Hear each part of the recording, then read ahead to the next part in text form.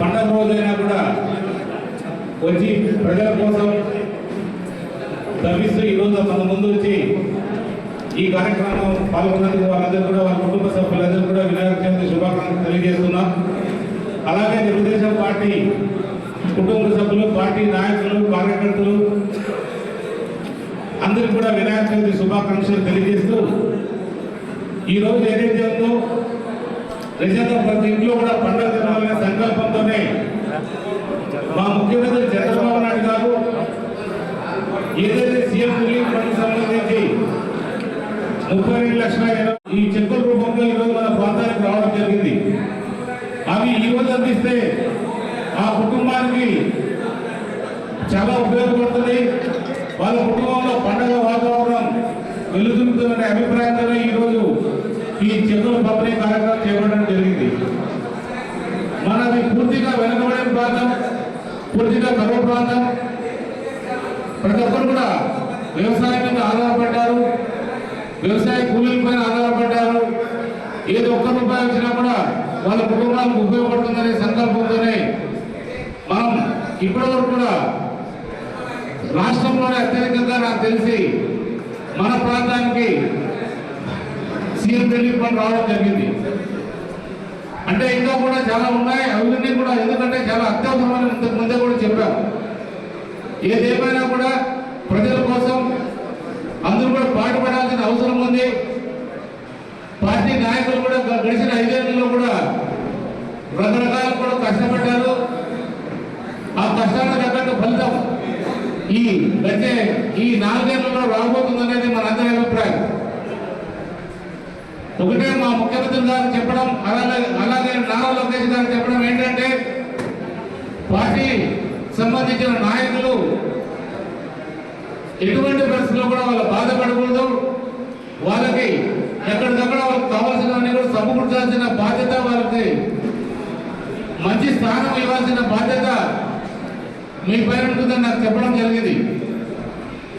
అలాగే ఎక్కడ కూడా అసంతృప్తికి గురి కాకుండా, అసంతృప్తి ఎవరైనా కూడా అనవసరంగా లేవదీస్తే వాళ్ళ పైన పార్టీ అధిష్టానం కూడా ఖచ్చితంగా చర్యలు తీసుకుంటే దానుకుంటుంది. ఎందుకంటే ఏదైనా తప్పుంటే ఖచ్చితంగా వాళ్ళు వచ్చి అడగవచ్చు, ఏదైనా తెలియజేయచ్చు. పార్టీ ప్రజల కోసం ఈ గడిచే 5 ఏళ్ళు కూడా ప్రజలు పూర్తిగా సుఖ సంతాలతో ఉండాలనేదే మనందరి సంకల్పం. ఏ ఒక్క భూమి కూడా కబ్జా కాకుండా, ఏ ఒక్క వ్యక్తి కూడా నష్టపోకుండా. ఎందుకంటే గడిచిన 5 ఏళ్లలో వైసీపీ ప్రభుత్వంలో అరాచకమైన పాలు గురైనారు, చాలా మంది ప్రజలు గురైనారు. అలాగే పార్టీకి సంబంధించిన నాయకులు కూడా గురి కావడం జరిగింది. వాళ్ళందరూ కూడా ఏ రకంగా వాళ్ళు నష్టపోయినారో ఆ నష్టాన్ని ఏ రకంగా మనం పూడ్చగలం, వాళ్ళ భూములు ఏదైనా లేకపోతే ఆ భూములు ఎలాగా వాళ్ళకి మళ్ళీ తిరిగి స్వాధీనం చేయాల్సిన పరిస్థితి కూడా ఎంతైనా ఉంది.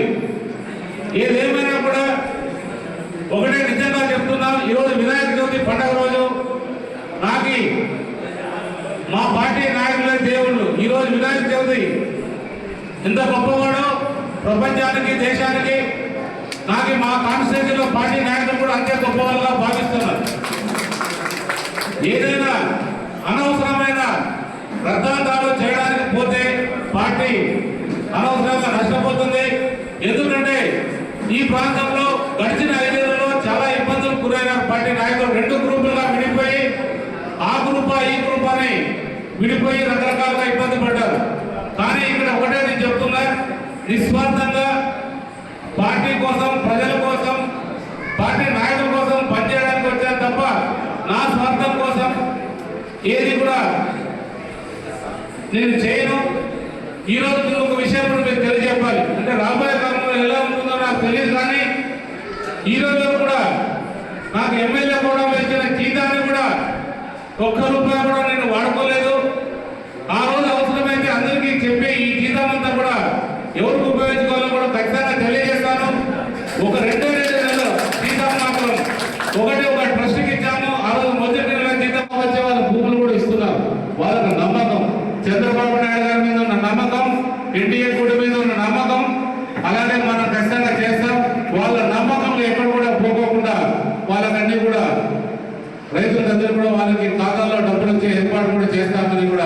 చేయడం జరిగింది.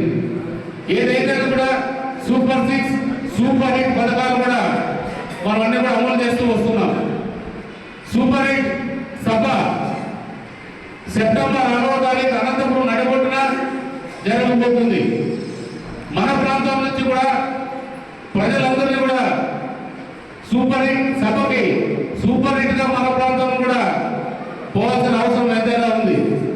ఎందుకంటే ఈ సూపర్ సక్సెస్ సూపర్ 8 సూపర్ 6 పథకాలు సూపర్ 8 కావడం చంద్రబాబు నాయుడు కృషి, పవన్ కళ్యాణ్ గారి కృషి, అలాగే నారా లోకేష్ బాబు గారి కృషి, నరేంద్ర మోడీ గారి సహకారంతో మన ప్రాంతానికి అన్ని పథకాలు కూడా అమలు కావడం, ఆ సభ మొట్టమొదటి సభ మన అనంతపురంలో పెట్టడం కూడా, అనంతపురం జిల్లాలో పెట్టడం కూడా మన మీద ఉన్న ఎంత ముఖ్యమో మీరు అందరూ కూడా గమనిస్తున్నారు. మనకి కావాల్సిన నీళ్లు వస్తున్నాయి. అందరినీ అంటే మన ప్రాంతానికి ఇంకా రాలేదు, త్వరలో తీసుకొస్తాం. మన జిల్లాకి కావాల్సిన నీళ్లు వస్తున్నాయి కాబట్టి ఎక్కడ కూడా రైతులు మనం ధైర్యంగా పంటలు వేసుకోవచ్చు, పంటలు పండించుకోవచ్చు. మన సుపరిపాలన ఏదైతే ఉందో అది ఎల్లకాలం నడవాలి. ఇంకా 15 సంవత్సరాలు మన ప్రభుత్వమే, మన ముఖ్యమంత్రి చంద్రబాబు నాయుడు గారి ముఖ్యమంత్రిగా కొనసాగాలనేది మనందరి అభిప్రాయం, తాపత్రయం కూడా అదేని మీ అందరికీ తెలియజేస్తూ జై వినాయక చవితి, జై హింద్, జై చంద్రబాబు. తెలుగులో న్యూస్ కి ఫాస్టెస్ట్ యాప్ ఇప్పుడు టోటలీ న్యూ అవతార్లో జస్ట్ 5 సెకండ్స్ లో కంప్లీట్ న్యూస్. సోషల్ మీడియాలో ట్రెండ్స్ కి వన్ స్టాప్ సొల్యూషన్.